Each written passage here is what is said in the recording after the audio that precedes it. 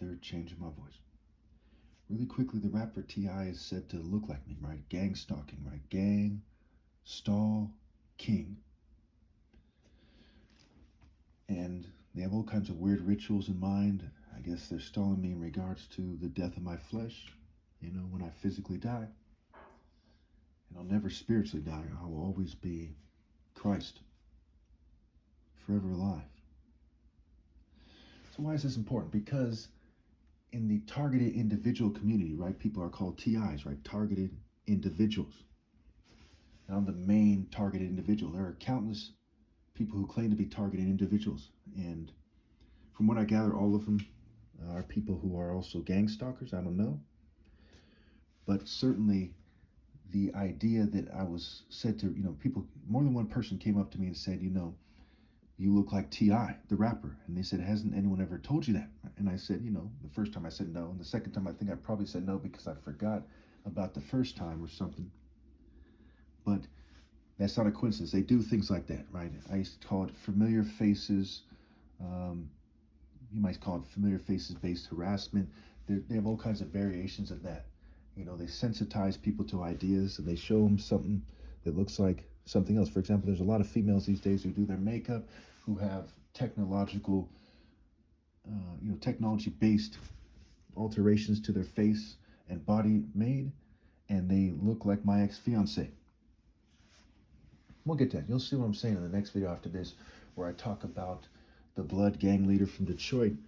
I think one of his monikers, one of his names was C Murder. He was also called Sonny. When I made my first video, no, it wasn't the first video. It was like the third video I made in Detroit since I've gotten here. I was outside of a market that I believe is called Sunny Market. Okay, where he's SONNY, the market is SUNNY, and it's over there on 8 Mile. And so, we'll get to that. When we look at the area code, okay, it's actually, has a code in it, right? And when we look at the streets and cities, before I got to Detroit, I noticed that about California, the streets are telling a story. For example, back in San Jose, where I was born, there's a cross street called King and Story. And it's one of the most significant cross streets in the whole city. It's right there on the east side. It's very significant, a lot of history there. There's also a place I used to hang out at, called El Rancho Verde. And I lived on a ranch in unincorporated Morgan Hill. And the Verde goes back to the green, right? If this is what happens when the vine is green, what will happen when it's dry and withered? There's all kinds of connections. Okay, downtown San Jose, you have Santa Clara Street. And it's Santa Clara County with Santa Clara University, right? Santa, right? Satan Clear Alpha. And of course, they've gentrified me out of my hometown, because of financial reasons, what have you.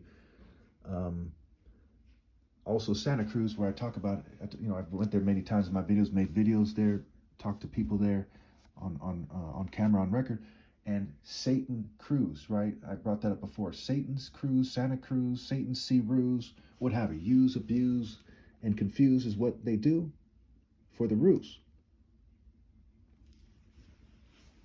So stay tuned for the next video where we talk about these Bloods in Detroit, the history of them, and how a lot of these West Coast gangs migrated over here. And they could very well, they're threatening to use that to kind of set me up to die. But again, I haven't been someone who identifies as a gang member for a long time. In 2015, I called it quits, and that was way before I realized that I'm Christ, and it was also before I started saying that I'm the only Prince of Judah doing the right thing. And eventually I realized, when I did some more reading and thinking and everything else, that I realized that I'm actually Christ. From the most holy royal family in reality, right? The royal family of Dr. Martin Luther King's tribe, the Ebos, right? And recently, I think today's Martin Luther King Day, Martin Luther King Jr. Day. And notice he's called Dr. Martin Luther King. I'm the son of 2 doctors. There's all kinds of connections there. In the book Fighting for Honor, which was written by an Ebo who's an assistant professor, T.J. Giuseppe,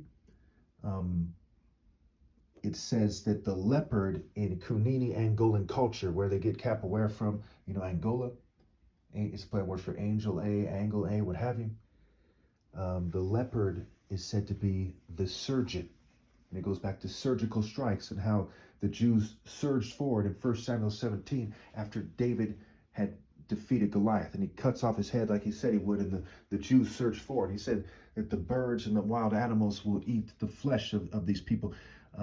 And you can see there's a comparison made subtly between the Jews and the birds, the Jews in the story, which is superimposed on the reality. And that's a story for another day, but stay tuned for the next video.